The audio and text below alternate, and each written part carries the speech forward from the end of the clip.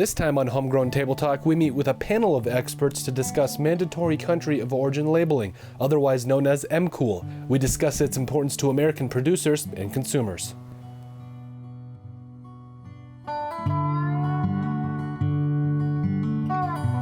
going to start by introducing everybody. Bill, if you could just tell us a little bit about the organization and a little bit about yourself.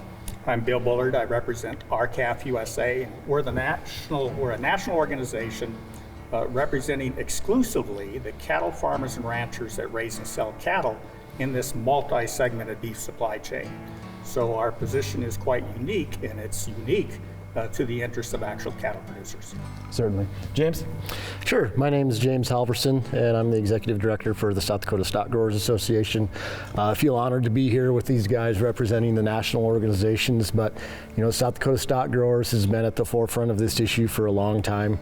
We're one of the oldest, if not the oldest, livestock association in the entire country, so we have a big part to play, albeit maybe at a little bit smaller level. We don't have as far reaching with different states and different senators, but yet we still feel very strongly about mandatory country of origin labeling, and we feel like we're doing some good things, making headway on that. Absolutely. Thank you, James. Justin, a little bit about yourself and the organization? Yeah, Justin Tupper, Vice President of the United States Cattlemen Association, another national organization working for the independent cattle producers across the United States. And again, just like Bill said, a very cross-segmented beef industry. So a voice for the independent people, I think, is huge, and MCOOL's been a big part of that in our organization also. So very pleased to be here and visit about this issue. Let's start with kind of just a general background of kind of what's surrounded this. And Justin, we'll start with you. I know we just kicked it back from you, but let's just kind of start by talking a little bit about MCOOL and your guys' different perspectives on this, because I know that's why we brought you guys in. Just kind of touch on that. Well, I think we had country of origin labeling. It was a long battle. It got put in place.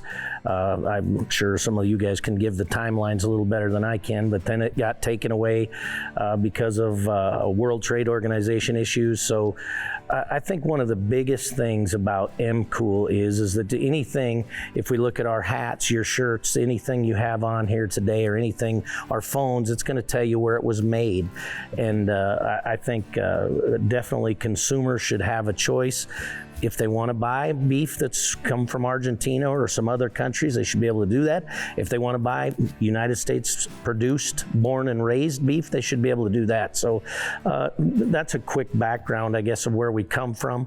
We felt like it was definitely something that was very helpful to the American producer when COOL was in place.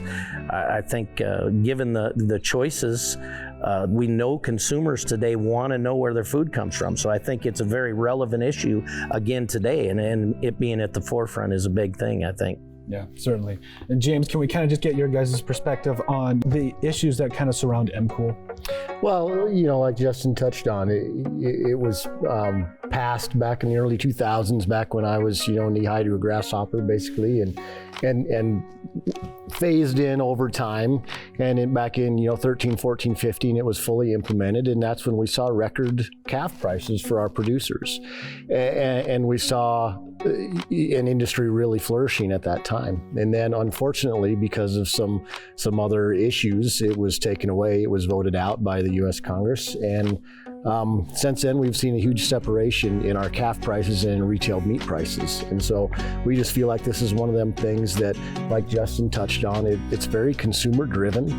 Yes, it will definitely help producers. It's going to help everybody involved, except for probably those multinational packers who are really making a killing right now. But yeah, we need to make this a consumer issue, because consumers are the ones that should really care. And right now, they're being misled. You can go to the grocery store and you can buy meat, and it can say right on the package, product of USA, but that has no definition. That actual piece of meat could have been imported from Brazil and had a new package put on it, or a new wrapper and a sticker put on it that says product of the USA, and most people don't realize that. So because of that, I don't think consumers really understand that this is an issue that really affects them. we as producers, we have a pretty small voice because there's only 1 or 2% of the population that are in production ag, and even less in cattle production. But at the same time, if consumers realize that they're being duped at the grocery store, they're the ones that really should be making a lot of noise, and that's why I hope we can get that information out. Yeah, absolutely. And we'll touch on a lot more of that the consumer aspect of it. Bill, from RCAF's perspective, what have you guys seen with MCOOL and kind of, just for markets and just your guys' end of things? Well, today consumers can buy their fruits and vegetables from Peru, the United States of America. They can buy their chicken produced in the United States of America, and there are labels that inform the consumer where the product was produced. And that's the beginning of competition.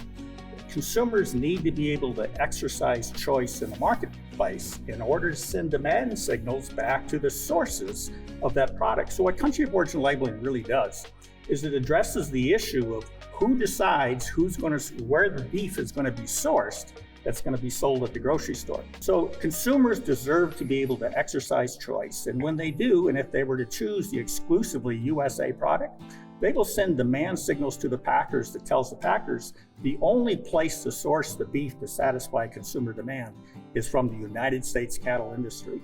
So country of origin labeling is absolutely essential in order to generate competition at the grocery store, which is the end of the entire multi-segmented cattle and beef supply chains. Yeah. And if I can add to what Bill said there, USA beef is a thing, right? I mean, that's an actual product that has some really awesome designation. I mean, it's kind of like French wine or Cuban, you say a Cuban, you know what we're talking about. We're talking about Cuban cigars, right?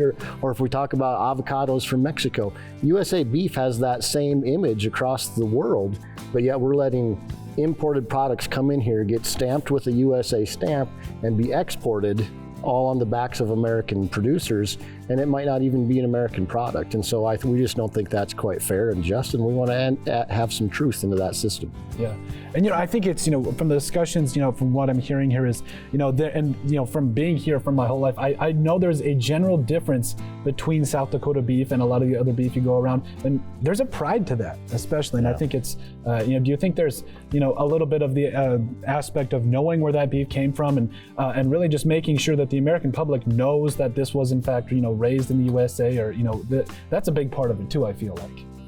I think definitely. I think in the day and age we live in, and the health-wise and health people kicks that we're on, they definitely want to know where their food comes from, not just beef, all sources, and they want to be informed. And I think they want to know that product was handled correctly. It was brought up in a wholesome way. I think we talk about it amongst ourselves quite a little, and I applaud this show for doing just that, to get out and tell our story. I think that's hugely important, that the backbone of the country is raising this U.S. beef. That's what these small towns all across western South Dakota and eastern Montana, Wyoming, all across are raising that homegrown, wholesome beef, and they're doing it in a family way. And I think that's something that sells. When you get to the grocery store, they want to know that that's how that was handled. So MCOOL, just as Bill alluded to, definitely brings that full circle. It puts it back into perspective of where it came from and how it got there. And when you're eating that at that plate, you can feel good about that's where it come from, and it was raised right here in the United States.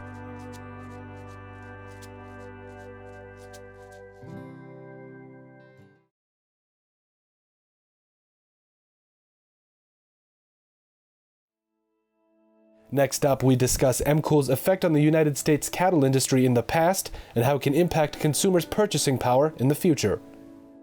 Bill, you probably know the numbers on the markets better than most. So mandatory country of origin labeling for beef was first implemented in early 2009, and that coincided with a steady rise in cattle prices that producers received. And the World Trade Organization began issuing negative rulings against country of origin labeling. And in 2013, the U.S. Department of Agriculture actually amended the HOMEGROWN rule in order to provide more accurate labels to consumers, because prior to 2013, consumers would see a label that said product of the United States, Canada, and Mexico. So there was no distinguishing between American beef versus Mexican or Canadian beef. And in 2013, that was fixed. And after that time, it coincided with a significant increase in the price of cattle. And that coincided with an increase in beef demand, increased exports. And so beef cattle prices and beef, the commodity, rose in synchrony together up until around the end of 2014. And then cattle prices inexplicably collapsed about the time that country of origin labeling was repealed for beef. And consumer retail prices continued to skyrocket. And in the last few years, we've seen consumer beef prices increasing while cattle prices are decreasing. They're moving in opposite directions. That means the glue that held that synchronous relationship together has disappeared. The glue is competition, and country of origin labeling is one of the elements of that competition. And if I can add to that, some of the opponents, they want to bring up a talking point that, the prices were really good for cattle at the time just because we had a really low cow herd number in the country. And that's true. It was one of our historically low periods for overall cow numbers. But at the same time, it was record high prices. So you can't say that if we did implement COOL again, that it wouldn't have some sort of a price support mechanism to it. I mean, they can't be diametrically opposed if at the same time we had COOL, the prices were even record high. So just because when we had COOL, the prices were low doesn't mean that the prices would be low, if we had COOL again, if that makes sense. Yeah, certainly. And I guess kind of what I'm, kind of taking away from this is, while there's not a direct correlation that can be tied to necessarily MCOOL, at the time that it was in place, markets were better when it was in place. Right, and the markets are obviously a very complex thing, but it was fully implemented and our markets were very good. So there's obviously a positive correlation there. Well, I think Bill touched on a very, very important issue there, the disparity of what our beef prices is to our producers versus the disparity of what it sells for in the marketplace or on the store shelf. And I think that's something that we saw a big spread at that time, and now with the pandemic and everything that's happened, we've seen an even larger spread. So I think I totally agree with Bill 100% in the competition side of things, that's one way to bring competition back to the marketplace. And with that being said, that means that they can't buy that cheaper Brazilian beef or that, whatever country they're importing it from, and bring it in here and then charge these exorbitant prices. There's huge price disparities there that really are causing, I guess they probably cause us as producers the most lamented issue, but I think that's one thing we've really got to look at, and I think MCOOL can help balance that out. I mean, I don't think it's a be-all, end-all, but I do think that is an important aspect of it. An important component of competition is what drives demand. And that should be at the consumer level. Consumers should drive demand for a particular product, and in this case, products of different origin. And so right now, where the packer has control over the beef satisfying consumer demand, the demand signal starts at the packer. And so the packer has leverage to keep cattle prices down and beef prices up. Yeah. And the consumer's voice is the biggest voice, and their only chance they have to speak is through their purchasing power. And if we're limiting that by not giving them full transparency and the knowledge of what they're buying, then we've muted their voice. Yeah, and I think it's also really important to touch on the impact of the loss of MCOOL has had on you guys and the public as well. Can we just kind of touch on, the different things and whether it's the markets, whether it is, the everyday interactions, what has it really done for you guys, and what has the loss of MCOOL really brought from your guys' perspective? Well, that's one of the arguments is, when it was repealed, there was a threat of retaliatory tariffs. And I don't remember the exact number on that or the exact numbers of what we've lost in the beef industry, but what we've lost in value in the beef industry that should be returning to our small towns and farms and ranches is way greater than what those retaliatory tariffs would have been in the first place. But that's the way that they scared that into submission was, well, if they're going to promote tariffs on, blueberries from Michigan or sugar from the South or wherever, then they get them other votes in the United States Congress because those places don't want them retaliatory tariffs on the commodities that they produce more of. And so it's been a real uphill battle, and we've kind of been losing that fight because there's only so many real cattle producing states where cattle is our number one or one of our top commodities. And so by kind of using those retaliatory tariffs, they scared a lot of those other lawmakers into repealing MCOOL back in 2015 in the first place.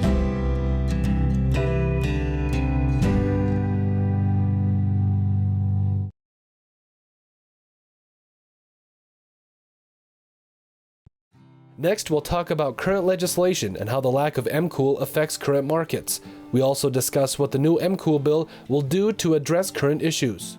Obviously, we talked about the history of MCOOL a little bit ago, but when we talk about where it's heading now, where the legislation for MCOOL is heading now, we're seeing, and at least from what I'm seeing, is that the legislation and the way it's worded is meant for more of what the World Trade Organization would like to see, so that a way it does coincide and that way it can go back into effect. What are your guys' general feelings about how current legislation is kind of where it's more geared towards, and really what more of it will touch on? Well, what James talked about is what kept country of origin labeling from being restored since 2015. It was fear of the World Trade Organization. What the World Trade Organization did was it tried to balance the compliance costs of country of origin labeling with the value to consumers of disclosing that information to them.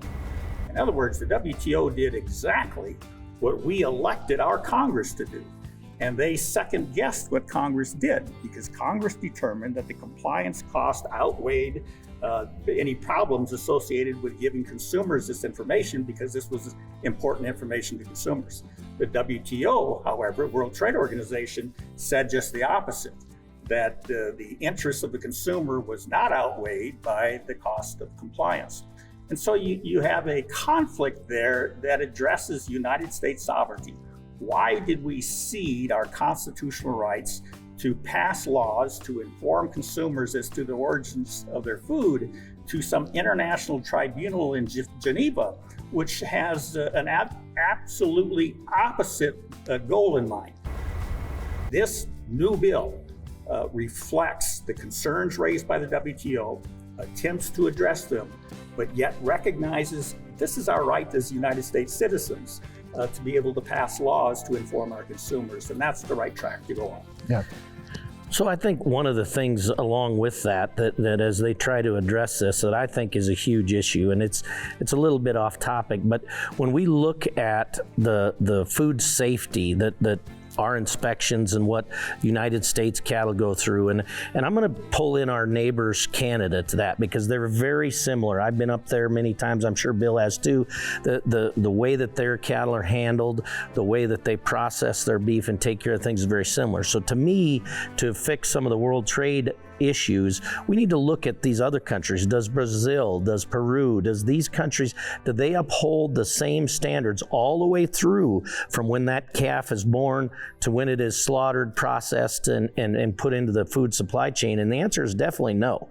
So I think one of the things that could happen, and I like the way the bill is that gives it some flexibility to work on the World Trade Organization stuff, is we can encompass maybe Canada. There's a ton of feeder cattle that go out of our part of the world, in Montana, in South Dakota, Wyoming, North Dakota, get fed in Canada and end up being processed again in the United States. And I think that's something that can be a very good balance. And it has a lot to do with because their food safety and the way they handle the cattle and their product up there, very, very similar to ours. So I think that can be brought into the conversation as they try to attempt to satisfy the World Trade Organization and make this a plausible thing to come back into effect. And I think it's kind of funny, I get some publications from the Canadian cattle organizations, and they monitor the U.S. laws and what we're doing with MCOOL very, very closely. I couldn't tell you hardly anything, what's going on, most producers probably couldn't with the Canadian or Mexican production, but yet they monitor what we're doing here for some reason, and that probably just bodes to well, that's because it's going to affect their market. But at the same time, kind of getting back to the bill, we realize that those retaliatory tariffs are a real thing. And while we've lost more value through getting rid of COOL than that threatened, at the same time, if you were a blueberry farmer or a dairy farmer and you had that threat of those tariffs, that's a real thing to those producers' livelihoods as well.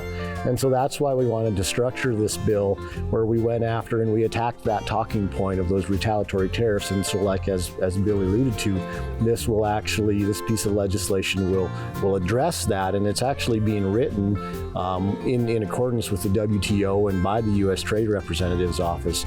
And we lobbied hard for this in South Dakota. This was kind of the brainchild of myself and our lobbyist and some of the team here, and we got it introduced it in the South Dakota legislature, and it was just absolutely overwhelmingly passed by both chambers. And so we took that resolution and then sent it on to our representatives in Washington, D.C. And I have to give a shout out to Senator Rounds, who's been a huge champion for this issue, as well as Senator Thune, who actually was the one that introduced this bill, and Senator Rounds is a co-sponsor on that, along with Senator Tester from Montana.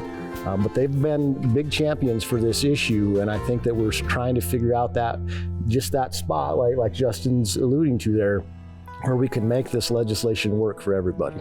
Yeah, and sorry, go ahead, Bill. Well, I was going to say, it's important to know what this bill will do.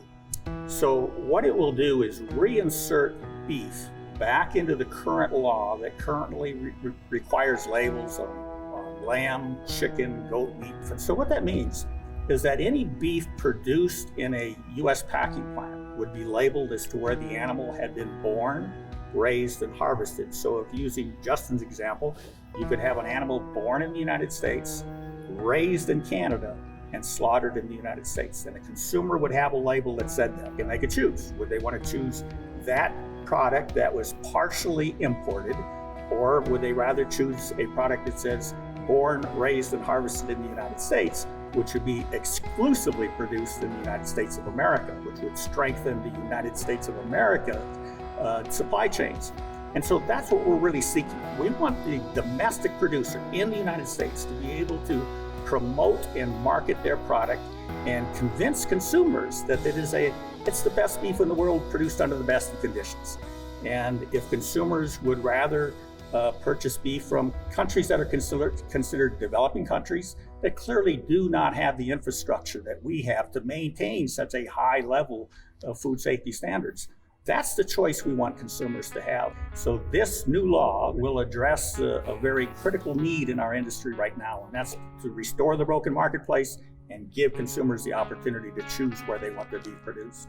That's huge, honestly, and it comes back to, like you said, like what I think everybody's saying here is the fact that the choice has to go back into the consumer's hands, to where you say, where everybody's been saying that they can see where it's all been born, raised, and harvested here. Thank you for watching. Join us again as we continue this discussion on the impact MCOOL has on the United States cattle producers and beef consumers. Well, as any man